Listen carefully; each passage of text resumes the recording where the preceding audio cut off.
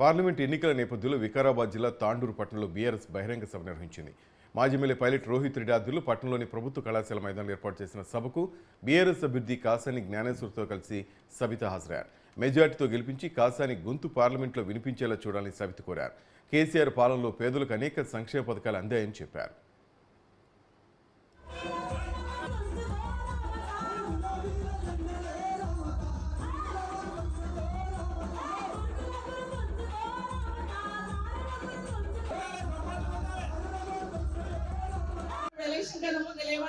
తెచ్చుకోండి, ఆ 2 లక్షలు నేను రాగానే డిసెంబర్ 9వ తారీఖున నేను మాఫీ చేస్తాను అన్నాడా లేదా?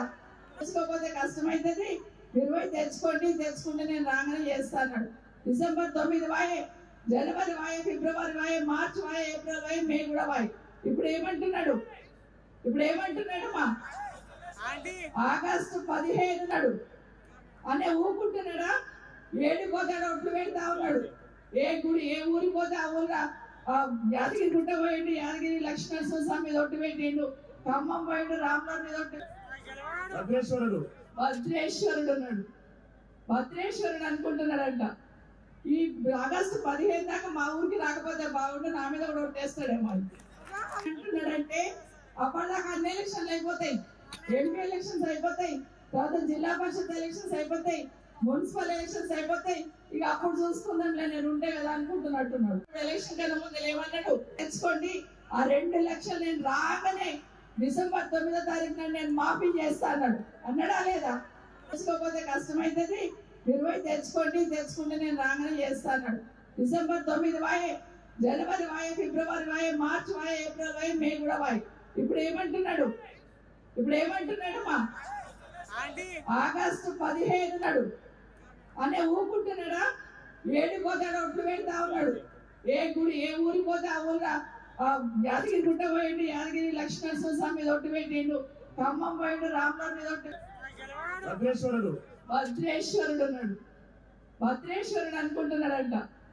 ఈ ఆగస్టు 15 మాజీ ముఖ్యమంత్రి వర్యులు కె చంద్రశేఖరరావు గారు ఆయన యొక్క రౌండ్ రియాల్తున్నటువంటి వ్యక్తి 10 సంవత్సరాల కాలంలో ఉన్నటువంటి ప్రభుత్వం ఏ విధంగా పనిచేసిందో మీ అందరికీ తెలుసు. అదే కాకుండా మరి 4 నెలల తర్వాత వచ్చినటువంటి కాంగ్రెస్ ప్రభుత్వం ఏ విధంగా ఉందో మీకు బాగా తెలుసు.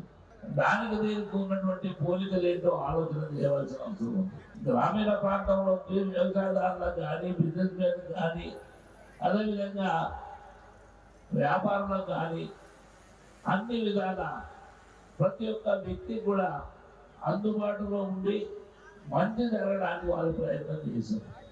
ఆయన చేసినటువంటి సేవలే 24 గంటల కరెంటు కానీ, అదేవిధంగా నీరు కానీ, అదేవిధంగా రైతు బంధు కానీ, రైతు బీమా కానీ, కళ్యాణ లక్ష్మి కానీ, షాదీ ముబారక్ కానీ, రంజాన్ తోఫా కానీ, ఇలాంటి పేర్లు ఎన్ని చెప్పుకుంటూ పోయినా తక్కువనే. మిత్రులారా, ఇవన్నీ కూడా పూర్తిగా తప్పక పాటించినటువంటి